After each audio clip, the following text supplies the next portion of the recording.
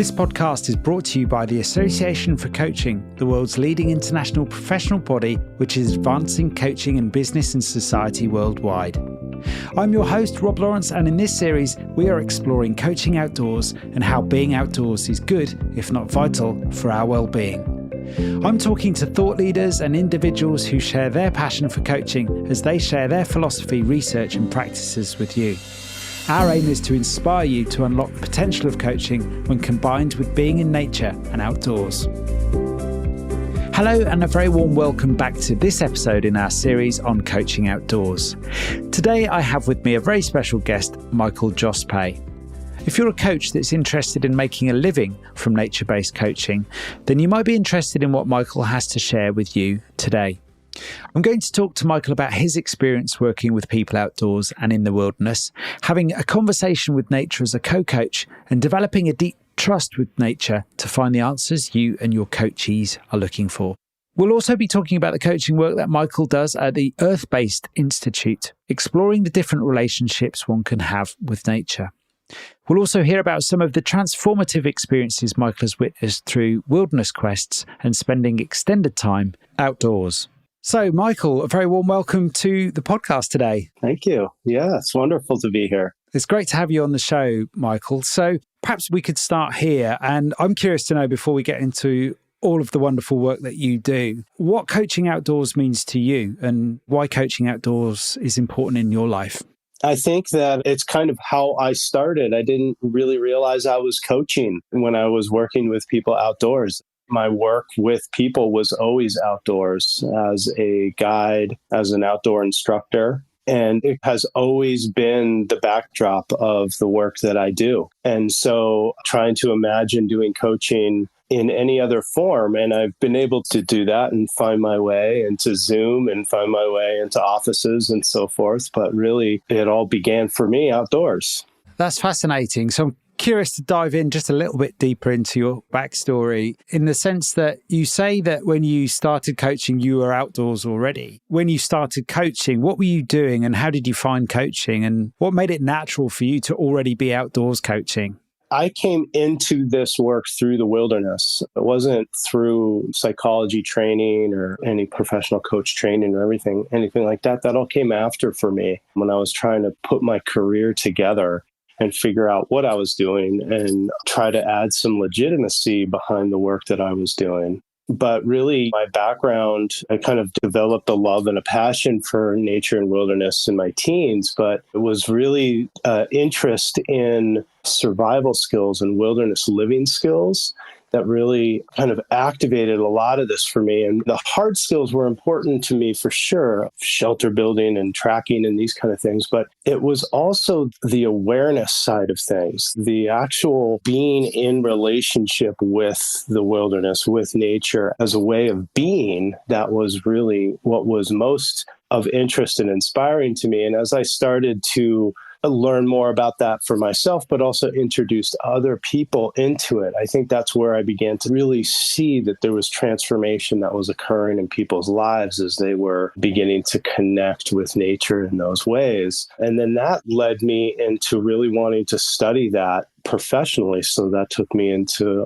my undergraduate studies and my graduate studies. And then eventually I started working in the field of wilderness therapy, and was part of helping to start a master's degree here in Colorado on wilderness therapy. And as I started to get into that, I started to realize that the clinical world of psychotherapy was not what was my calling or my passion. And as I started to really understand the difference in my mind between a clinical diagnostic approach to wilderness therapy or to working with people outside, I started to really think more about this possibility of coaching and trying to understand what that is. And that led me into a postgraduate certification through the Fielding Institute in evidence-based coaching. And at that point, I had already been several years of working with individuals in a transformational way that involved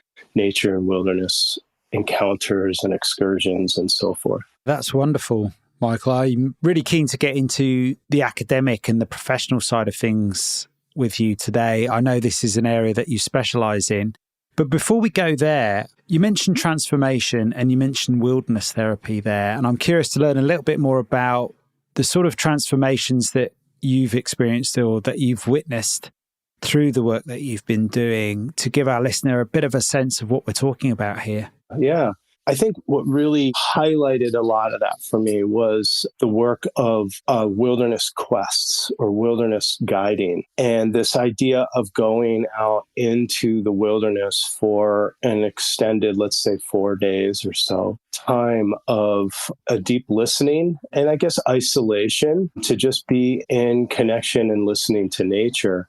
Just that kind of experience right there for myself, but also witnessing it in others, just what started to happen for people in regards to the changes that they went through. And changes in regards to understanding and direction and clarity in their life.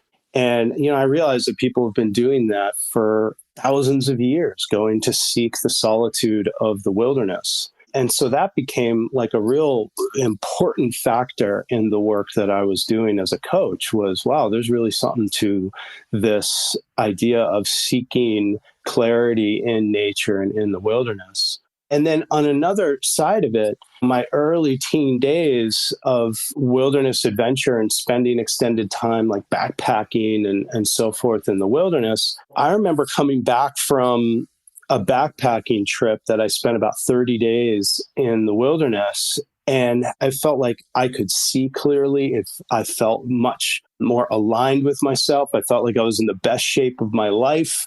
I felt more grounded and more able to be in relationship with people, just better sense of self. And this was not a therapeutic experience at all. This was a leadership experience. This was just a learn the skills of being outside kind of experience. There was no processing that happened. It was just being out there on the land. And it turns out that over years of studying that, because I was like, why is that? And most importantly, how that started to fade away after a few weeks of being back at home and being back in my normal routines and my families, and really kind of like, wow, where did that go? How do I get that back? And do I need to spend a month out in the wilderness in order to attain that? Like, is that possible? Is that necessary? How do we accelerate that kind of a thing? But I think what really just blew me away on it was that there was nothing that needed to happen. You just need to be out there. So what did that start to tell me really is that there is this deep power in our relationship with nature that has an impact on our nervous system. And there's this saying that I started to learn, the wilderness high. And it turns out that after about 72 hours out in the wilderness, your nervous system begins to entrain with the frequency or with nature. And so your whole sense of self starts to shift just after being out there for 3 days. And again, that question of, do we have to do that for 3 days in order to really feel that shift? I think there is actually something to that. I think that is a really powerful thing. 4 days, 4 nights in the wilderness is incredibly significant and something that I recommend anybody who's in this work of connecting people with nature that they do themselves to really experience the power of just that, being out for 4 or 5 days out in the wilderness. But yeah, those kind of changes were what really caught my attention. And then being able to enhance that or use that in service of my clients' goals. So how can a very intentional reflection in nature help them gain more insight towards their goals? What are we not seeing? What are we not understanding about what needs to change and grow and shift for somebody that nature can help us identify and see? You prompted me to ask a question perhaps about the different ways that we can relate to nature through the types of work and, well, not just work, but that sense of being that you're describing there. Yeah. We at Earth-Based Institute, which is the organization that I run, we talk about a few different kinds of relationships with nature. And, one of them being a very transactional kind of relationship where We are just kind of out on the land, doing our thing, going for that hike, going for that run, but we're not really in connection. We're outside. And to me, this is like, let's go sit outside and do coaching. Now, there's a lot of benefit to being outside, right? Like if you're outside for 3 days, you're going to start to have some impact, and people notice that impact a lot sooner too. So there's just benefit of being outside, but without a deeper sense of awareness or purpose behind that, it's really just a transactional kind of relationship. And then we can find ourselves in more of a therapeutic type of relationship, which definitely that's when we go outside, we're closing our eyes, we're starting to connect with the land a bit more, we're breathing and feeling our feet on the earth and hearing the sounds and starting to really feel the therapeutic shifts start to happen inside of ourselves. Those therapeutic benefits that have been researched really wonderfully through forest therapy and forest bathing and these kind of things.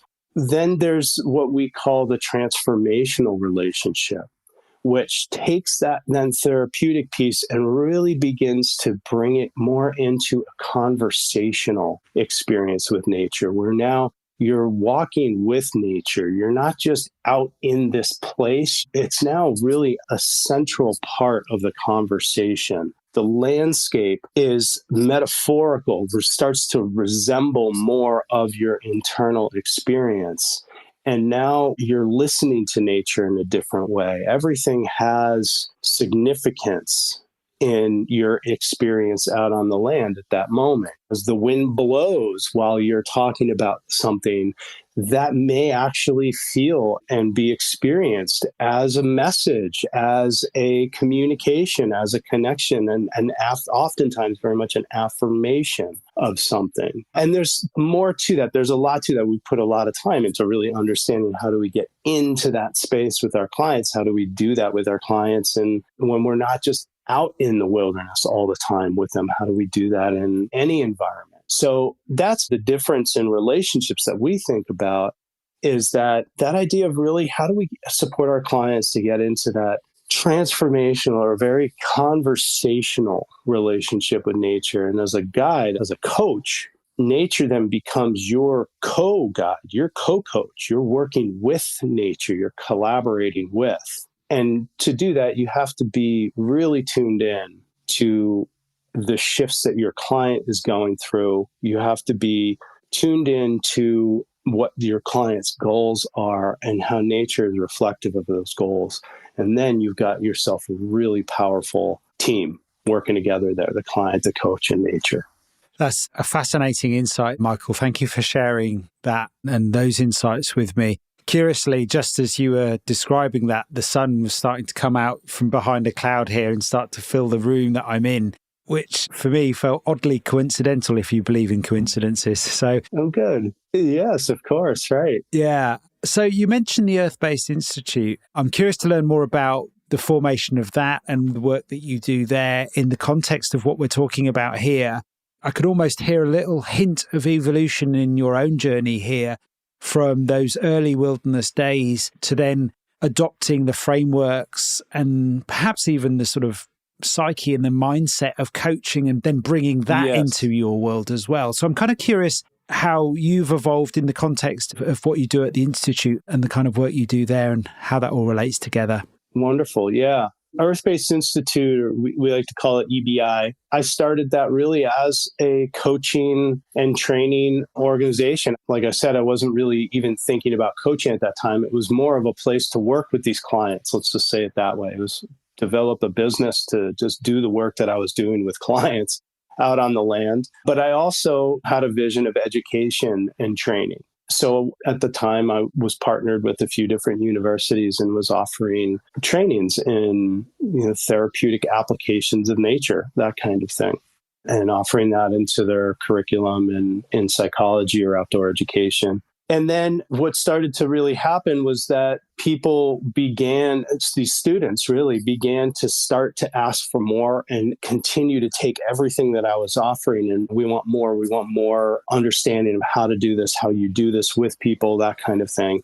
And that really began to shape this idea of a curriculum in training and this type of work that I was doing. And this was back in early 2000s. So 2001, 2003. I think I incorporated the business about 2004 and then started really training people in 2008. And so as these people started to, wanted to learn more about this work, I still didn't call it coaching. I was trying to understand really what it was and how it fit in professionally. And I think that the way that I was looking at that was we've got this budding industry in wilderness therapy that was starting to form. And then, of course, there was programs like Knowles and Outward Bound. And Outward Bound had more of kind of a therapeutic type of edge, self-discovery type edge to it. And the Association for Experiential Education and these kind of things were really present at that time, at least in my life.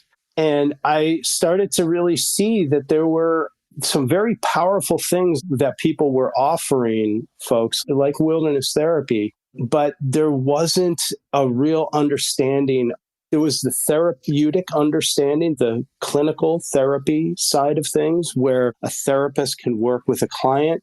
But oftentimes back then, the therapist was not out on the land with the client. That changed a lot. But the therapist wasn't out on the land very often with the clients. It was these field staff that had this very passionate desire to work with people outside, but had no therapeutic training. They had the hard skills of being able to take people out into the wilderness, but they didn't have the therapeutic training of working with the transformations and the trauma and all of that stuff that would come up with people.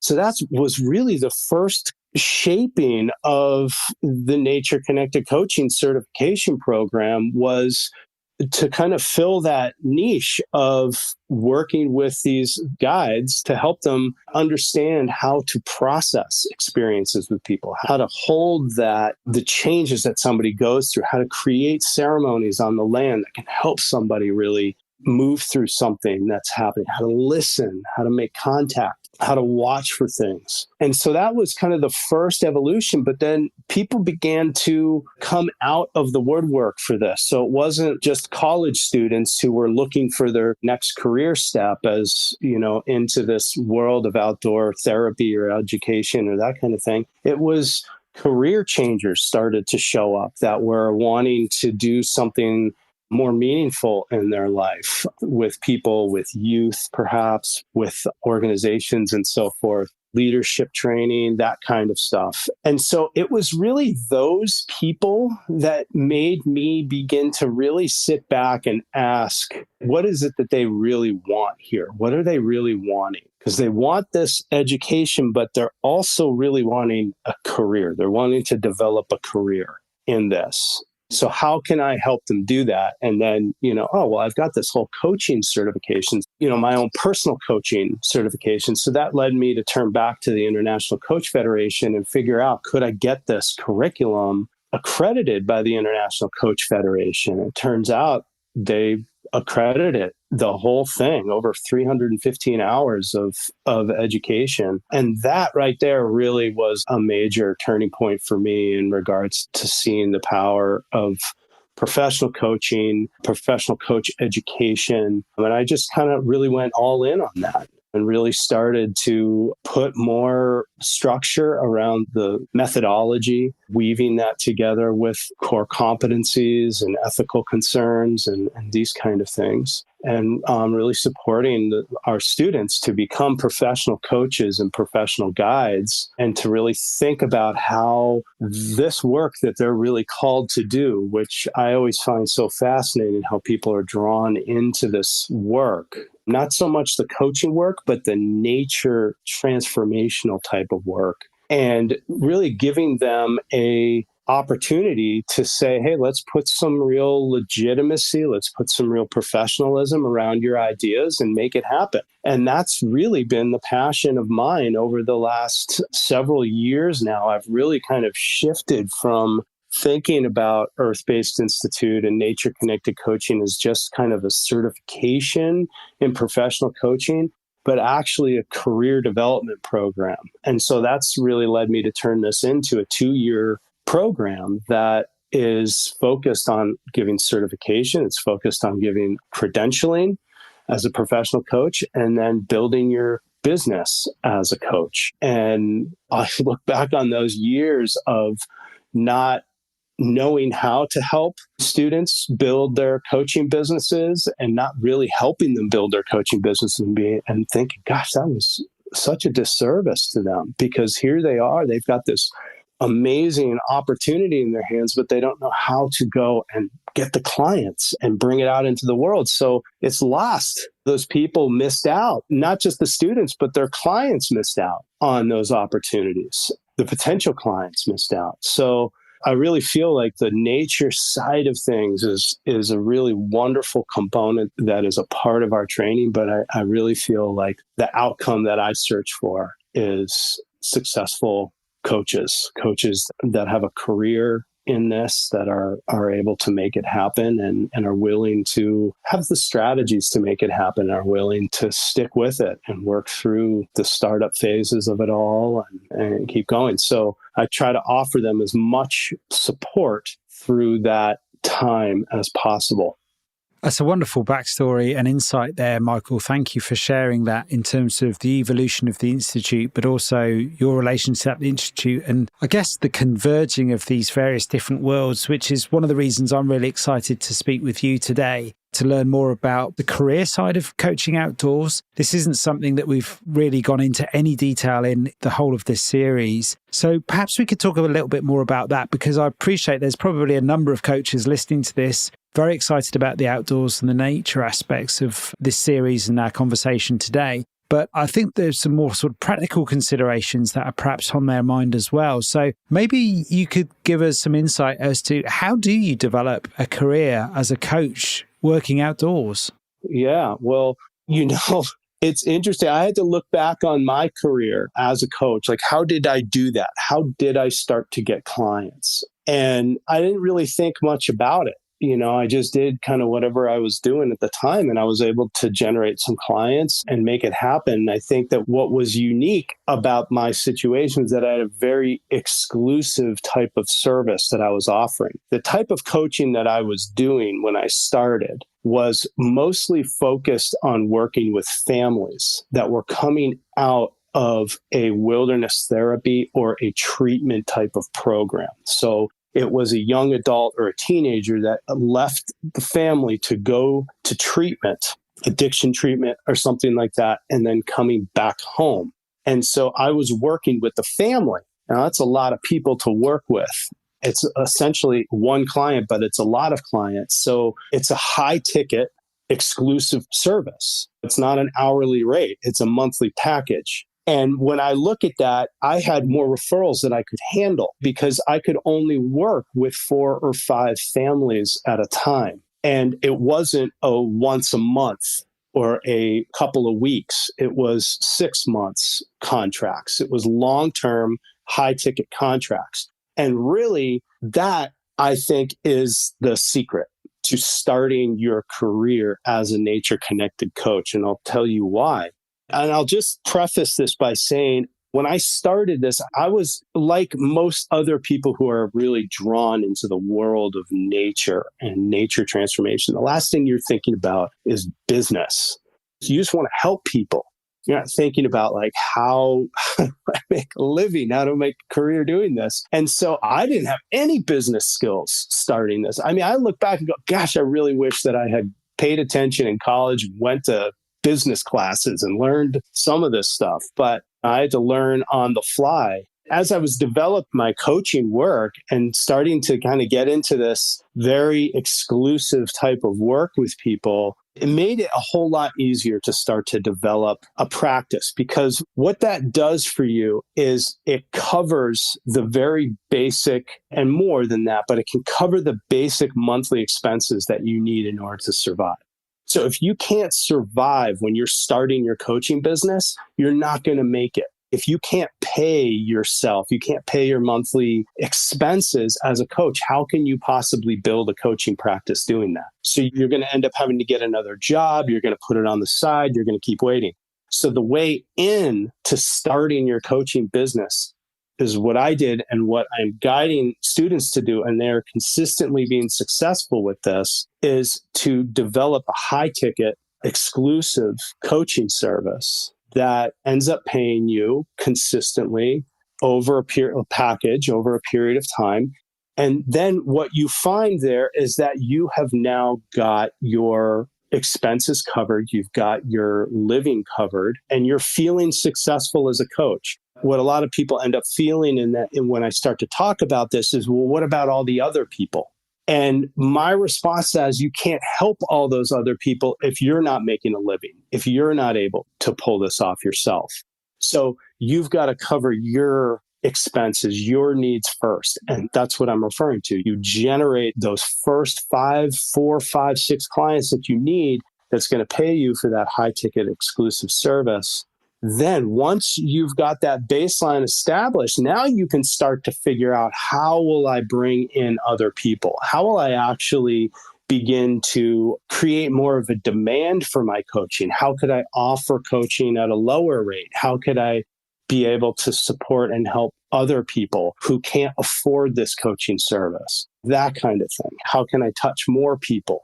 It's at that moment you can start to really ask those questions. So that's the way that I am really guiding people into it. But I really feel that a core component to that is the ability to present yourself with authority and a legitimacy in the work that you do. So most people come into this work as a nature-connected coach with a vision, with an idea that has not been formed yet. So it's very hard to claim authority or any real legitimacy around that. But I think that's where education programs and experience and practice and so forth comes in. So if you look at what we're doing with the Earth-Based Institute over the 2-year time, we're really helping our students develop authority in the kind of work that they want to do and legitimacy. They're getting credentialing, they're getting certification, they're getting a ton of practice and experience with things, to the point where they can speak and share the work that they want to do very intelligently, clearly, and know who they're talking to and how to start to reach out and find that first wave of clients where they can feel like, okay, something is happening here. I'm starting to make a living as a coach. Maybe I'm not at the point where I'm really making the type of living that I want to be making, but I am on trajectory for that. And that's what I want to see. I want to see students being able to make that monthly income where they're like, this is happening. I feel like if I can figure out how to keep this going, then I'm good. This can continue. I can keep growing and building this. That's one of the reasons I feel this is such an important conversation to have, because it's all well and good talking about the various different ways that we can coach. And today we're talking about being a nature-based coach. But I think there's definitely a side to this which is very practical, which is steeped in reality, which is making a living from this as a coach. Yeah. So I'm really glad that we're having this conversation. And whilst we're on the theme, you mentioned there finding your first wave of clients. So I'm sure you can't share all of the secrets, but just perhaps a few highlights in terms of how do you support those on your program to find those first few clients? Yeah, I'm happy to share this because I want people to be able to make this happen. It's not that complicated. And it doesn't require websites and marketing and advertising and all that stuff. It requires relationship. It requires connecting. And it's about reaching out through your network of people, and developing relationships with other professionals, and really going to those people who already know and love you and are like, I can't wait for you to start a coaching business. And starting to tell them, hey, I put my shingle out on the door. It's open. I'm open for business now. And letting people know that, but letting the right kind of people know. So there's some thought that needs to go into that. There's some effort that needs to be put into it, but it is a fast turnaround. I see once my students start to do that, to start to reach into their networks, they feel like they've actually are prepared to go and have those conversations with people, right? That takes time to get to that point where you can go do that. But once you start to go do that, we're seeing people get referrals within a week. of those meetings, they start to get referrals. I'll get an email, Michael, I just got my first client. And we're talking like 2 weeks into their, hey, I'm open for business. And this isn't just like a client that's paying them $60 an hour. This is a client that's paying them $1,500 a month for 6 months. And to me, that's like a massive win, right? And it's like, okay, well, how many of those people do you need to be working with in a month to feel like something's really happening? That's 4, 5 clients, something like that, to really feel like you're really doing something here. And you got those people on a 6, 8 months, sometimes a year-long contract or agreement that this work is going to continue. And you can really feel a sense of security at that moment to really develop yourself as a coach, to really start to hone in your messaging, to start to understand. There's a huge opportunity to start to understand who your clients really are, because many of those people are probably not the ideal client for you. They might be, but what do you learn about the people that you really want to work with at that time? You got to learn that stuff through doing it. So that right there is the secret, I think, to starting it all, is to reaching out through your networks and start to generate that first few wave of clients. Yeah. And I very much sense one of the things that I'm learning speaking with folks like yourself through this series, Michael, is that this is very much a flourishing area of coaching. So I'm curious to learn from you, with those students of yours that you're having success with, what sort of clients are being attracted to this kind of work at the moment? Gosh, there's probably 8 to 10 different kind of markets that we're seeing our students generating clients inside of.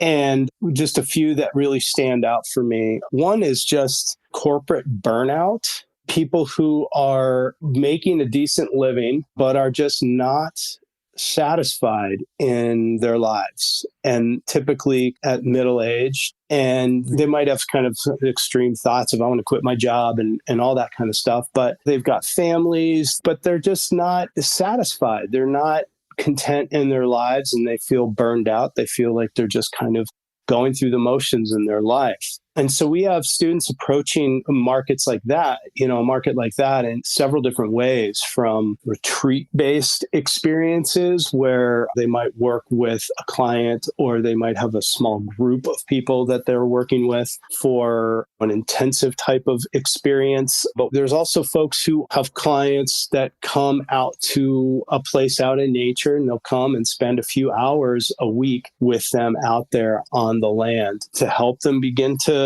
generate some more direction, insight into their life.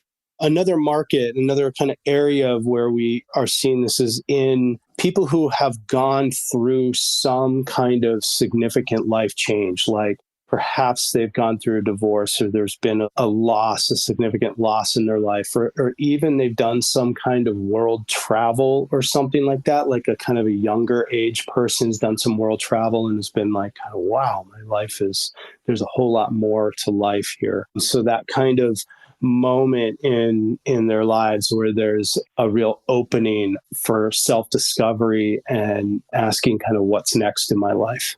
We also have students who are being successful in working with inside of corporations and working with executives and finding ways of bringing nature into the productivity and self-discovery on that end. Health and wellness, for sure, supporting medical doctors and naturopathic doctors and so forth in terms of their patients being able to stay consistent with the physical and health changes that they want to go through in their life.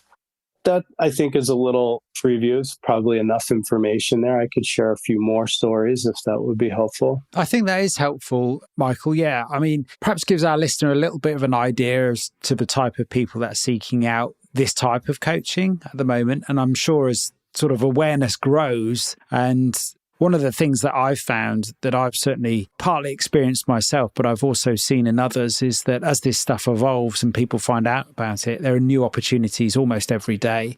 So somebody could come in from a different discipline of coaching, combine that with having a nature-based type practice, and all of a sudden they've got a niche right there. But yeah, I mean, if you've got any other examples, very glad to hear them. Yeah. Another area that we've had a few students working in is in sobriety. There has been a few people that have been focused on supporting people to become sober, but mostly on what's next after sobriety. What now is available to you in your life now that you've found sobriety or found a commitment to sobriety? And then also in education. And we're finding that, at least here in the United States, I'm guessing that's probably in the UK as well, but a real interest in bringing nature and nature connection into education, into classrooms and supporting teachers and so forth. We have a number of students that are really working at finding ways of supporting teachers in maintaining their own connection to nature, supporting them to become more productive and effective as teachers through nature coaching, but also being able to support them in bringing their students out into the land and making connections with nature. So that feels like a really emerging field right now for this type of work is teachers and supporting teachers. Another one that is just exploding all around us right now, I think, is psychedelic therapy integration. We've got several students that are very interested in how do they support clients to integrate the therapy that they've just gone through, the psychedelic therapy, ketamine or psilocybin or something like that, and helping them integrate those changes into their life. Not so much on the administration side of things, not so much about like providing that, but more about the long-term transformation that occurs through that change, because those are pretty powerful things right there. That's an unknown, whole open possibility right there. So something that we've been curious about too, what would a coaching certification in that look like and how to do that in a really professional, grounded way that's got some evidence behind it. It's a big one. That's a big one. Yeah, you're definitely speaking to some emerging themes that are certainly starting to come into the coaching space there. And I know there's a lot of research going on at the moment. I'm certainly hearing on other podcasts about some of the research that's going on in those areas that you mentioned there, Michael. So I'm conscious of our time today. And just before we go into the close, I've got a couple of burning questions I'd love to ask you. The first one is, for those that may be new to this, I mean, coaching as a nature-based coach and coaching outdoors, from a practical point of view, and I know we've touched upon a few bits and pieces earlier on in our conversation today, but from your point of view, Michael, for those eager to learn more, what would give someone a good grounding and would equip them well in terms of starting to venture into this space? What other things practically do you feel a coach, maybe somebody with some experience of coaching, could consider in terms of getting into this space? For me personally, I feel like there's the core, the central component to it all is your relationship to nature, your connection to nature. So a committed, almost ritualistic relationship with nature. What I mean by that, ritualistic, is that it's part of your daily practice of tuning in and connecting to nature.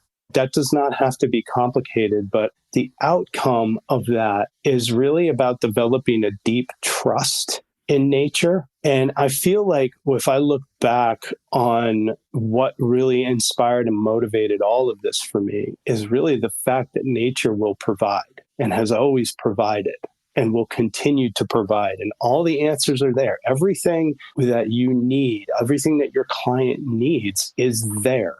And it's there reflected in the environment, in nature. And that requires a bit of trust and a bit of willingness to go into the unknown and to not be a know-it-all in your work with your client, but to actually be able to allow nature to show and reveal. And that, again, that really comes back to the trust. And I think the trust is really developed through your ongoing connection, relationship to nature, where you begin to seek answers to your own questions and you begin to seek your own healing and so forth through nature. And I really believe that what inspires most people to come into this work in the first place is that they've had a powerful experience in nature and they want to be able to offer that to others. Yeah, that's great, Michael. I really appreciate that. And I'm hearing more and more through this series about the importance that, as a coach, the importance of rituals, of familiarity, and maybe even when it comes to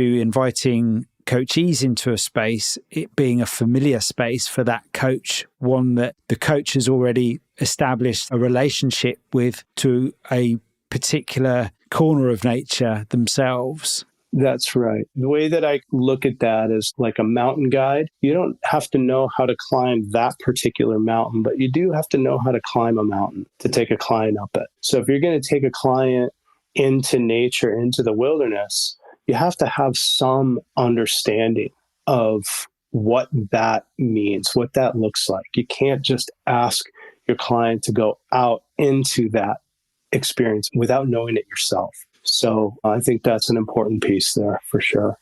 That's great. And on the practical side of things, are there any resources? And by all means, I know you've got a number of resources. I believe you've got a short video series which people could learn more on.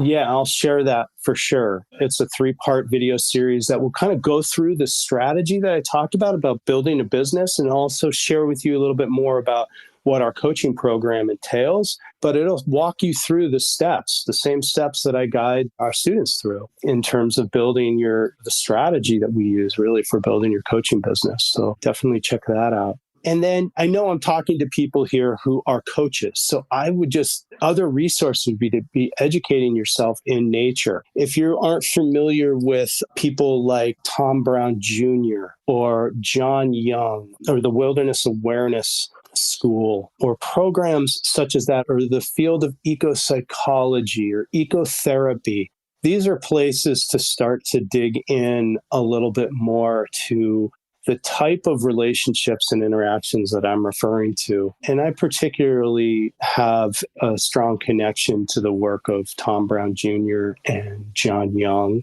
There's a few really wonderful books that they have both offered that really speak to this idea of nature connection. That's great. I'm really grateful for those signposts there, Michael. That's going to be lovely to leave a few breadcrumbs for our listener to follow. I will ask you in a moment where our listener can connect with you and learn more about the work that you do with the Earth-Based Institute. But before I do, my closing question for you today is, what's inspired you in the last 7 days? Last 7 days.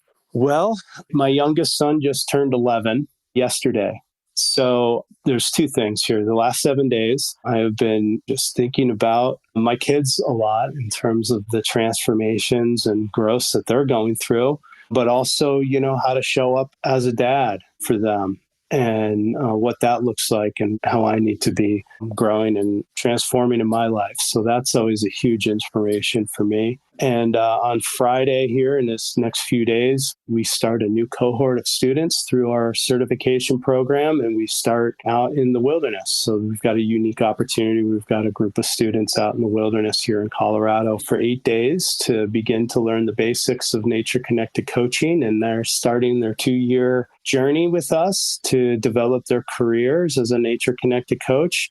This is our 33rd cohort of students to go through our program. And so that, of course, has got my mind occupied in a big way, getting prepared and ready for that. So that's always a place of inspiration for me. I get to be out in the wilderness with folks. So. Wow. They're wonderful reflections there. Thank you, Michael. Congratulations to your 11-year-old and on your 33rd cohort as well. So that's wonderful. Brilliant. So firstly, thank you so much for a wonderful conversation today. I've been journaling away here, as you've probably noticed, as you've been speaking, lots of thoughts and ideas, and so much more I'd love to ask you, I'm sure, for another conversation another day. But it's been really tantalizing just hearing some of your experience, some of your own evolution over the last 20 years at what I believe is a very sort of cutting edge area of coaching, certainly an emerging edge of coaching. And it's been fascinating to speak with you, somebody who's steeped with not only outdoors experience and a deep relationship with nature, but somebody who's gone on to create a formal program around this, a framework that people can actually use as guide rails to be able to do this work professionally and properly, which is a very inspiring thing to learn more about. So